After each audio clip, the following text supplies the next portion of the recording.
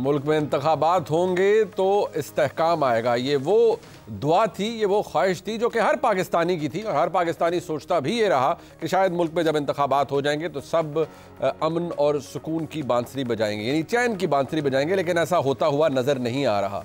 पाकिस्तान में इस वक्त धांधली का शोर है। एक इंतखाब जो कि हो गया, लेकिन उस पर एक बहुत बड़ा धब्बा लग चुका है। आज अगर देखा जाए तो मुल्क की तमाम बड़ी जमातें, ख़ास तौर पर पाकिस्तान तहरीक इंसाफ जो कि एक बहुत बड़ी जमात है, ज़ेर अताब है, इमरान खान पाबंद सलासिल है, लेकिन उन्होंने आज भी एक बड़ी प्रेस ब्रीफिंग की जिसमें इंटरनेशनल मीडिया को भी बुलाया इस्लामाबाद के एक मुकामी होटल में, और बाकायदा तौर पर एक एक कैंडिडेट जिसको ये लग रहा है कि उसके खिलाफ धांधली की गई है, उसने अपने फॉर्म 45 मीडिया के सामने, इंटरनेशनल मीडिया के सामने रखे और इस बात पर जोर दिया कि जिस तरीके से, जिस मुनज़्ज़म तरीके से धांधली की गई है उसके ऊपर सवालात भी उठते हैं और इसकी दादरसी भी होनी चाहिए। दूसरी जानिब आप देखते हैं GDA ने एक बहुत बड़ा सियासी इकट्ठ लगाया, एक बहुत बड़ा एहतजाज धरना जो कि जामशोरो बाईपास पर हुआ। मुतअद्दिद सियासी जमातों के मेंबरान उसके अंदर शामिल थे और उन्होंने इस बात के ऊपर जोर दिया कि ये इलेक्शन तो पहले ही बिक चुका था, ख़ास तौर पर सूबा सिंध के अंदर, और ये कि 2 महीने पहले ही बोलियां लग चुकी थी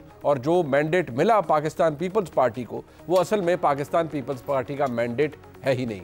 दूसरी तरफ जनाब मौलाना फजल रहमान साहब, उनसे कुर्बतें बढ़ रही हैं पाकिस्तान तहरीक इंसाफ की।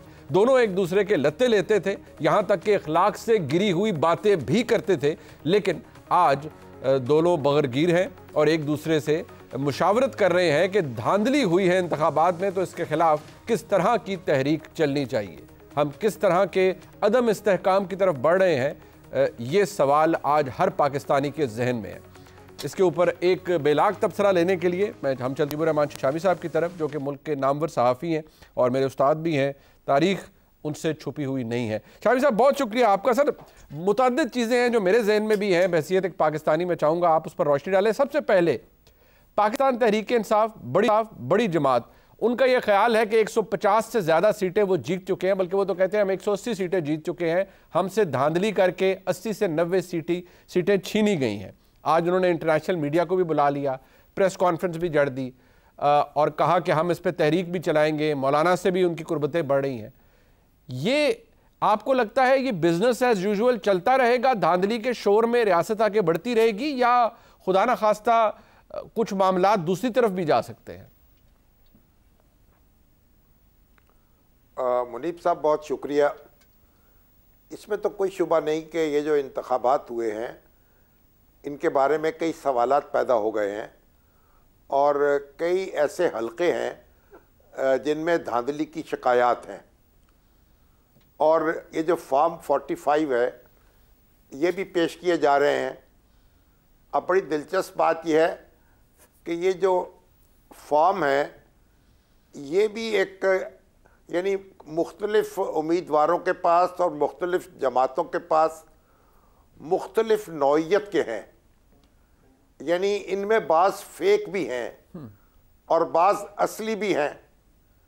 तो मेरा ख्याल जिन लोग अगर फॉर्म 45 उम्मीदवारों के पास मौजूद हैं तो फिर तो बड़ा आसानी से जायज़ा लिया जा सकता है और इलेक्शन कमीशन को बड़ी बर्क रफ्तारी के साथ ये काम करना चाहिए जी। अब जो लोग प्रेस कॉन्फ्रेंसें कर रहे हैं और मीडिया के सामने अपनी बात कर रहे हैं, वो मुतलका फोरम में जाएं, इलेक्शन कमीशन के सामने जाएं या उसके कायम करदा ट्रिब्यूनल के सामने जाएं, वहाँ अपना मौक़िफ़ साबित करें ताकि उनको इंसाफ मिल सके। ये मेरा ख्याल है हमें रवायती ताख़ीरी हरबे जो हैं जी वो इस्तेमाल नहीं करने चाहिए। शामी साहब, एक जो मौलाना फजल रहमान साहब ने पहले जो इंटरव्यू दिया नदीम मलिक साहब को, उसने यकीनी तौर पर एक तूफ़ान बर्पा किया। वहाँ ये अलहदा बात है कि उससे जो सरप्राइज़ एलिमेंट है वो शायद लोगों का बहुत ज़्यादा है, लेकिन बहुत से लोगों को तो पता भी था कि बेसिकली हो क्या रहा था।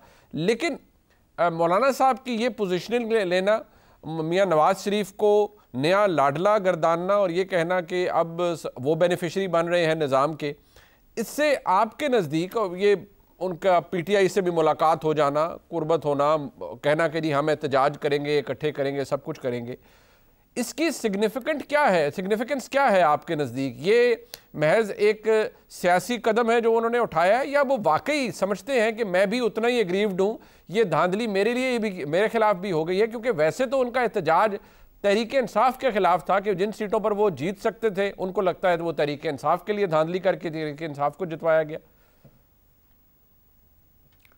ये बड़ी दिलचस्प सूरत हाल है। यानी केपीके में जो मौलाना का हरीफ था वो तो इमरान खान थे और उनकी जमात थी, और जो भी नशिस्तें जमीयतुल उलमा इस्लाम के पास से गई हैं, उसके हाथ से निकली हैं, उनमें ज़्यादातर जो है पीटीआई ने कामयाबी हासिल की है। तो मौलाना को जो धांधली की शिकायत है, वो जिन लोगों से शिकायत हो सकती है या जो उसके बेनिफिशरी हैं उनके साथ वो मुसाफा कर रहे हैं, बल्कि मुआनका कर रहे हैं और उनके साथ खड़े हो रहे हैं।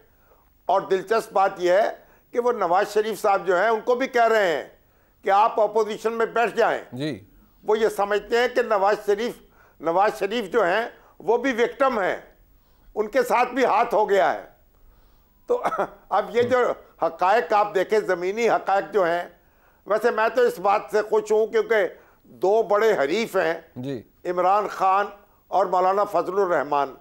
इन्होंने एक दूसरे पर जो इल्ज़ामात की बौछार कर रखी थी उससे हमारी सियासी फजा बहुत आलूदा थी। तो अगर ये एक दूसरे से हाथ मिला लेते हैं तो मैं तो बड़ा सुकून का सांस लूँगा। लेकिन आप ये भी देखें कि मौलाना जो हैं उनके हाथ कुछ नहीं आया। वो तहरीकें चलाते रहे, वो धरने देते रहे, वो लॉन्ग मार्च करते रहे। उनकी जो स्ट्रीट पावर है वो इस्तेमाल में आती रही हुकूमत को डिस्टेबलाइज करने के लिए और हुकूमत को घर भिजवाने के लिए। फिर मौलाना जो है जब वो बता रहे हैं कि मेरी कहाँ मीटिंग हुई थी, मुझसे किसने क्या कहा था, अब ये जो बातें भी हो रही हैं, बाजवा साहब तरदीदें कर रहे हैं, मौलाना इल्ज़ामात लगा रहे हैं, लेकिन इससे कतई नज़र के कोई तरदीद क्या है और इल्ज़ाम क्या है, हम सब जानते हैं कि ये सब बातें हो रही थी, बिल्कुल राब्ते मौजूद थे। और जो हमारी इमरान खान की हुकूमत है उसको जिस तरह बरसरे इक़्तिदार लाया गया, फिर जिस तरह उसकी हिफाजत की गई, उसके बाद जिस तरह उसे चलता किया गया, ये सारी बातें, इनमें बहुत कुछ राज होने के बावजूद राज नहीं है। हम सब इससे वाकिफ हैं और ये हमारे सियासी रहनुमा ये सारे जोड़ तोड़ में शरीक रहे हैं, बिल्कुल, और हरबे इस्तेमाल करते रहे हैं, बिल्कुल अपने मुखालफों के खिलाफ। कंसिडरिंग जो PDM 1 का हाल हुआ, आपको लगता है PDM 2 या जो अब बनने जा रही है उसका हाल कुछ मुख्तलिफ होगा?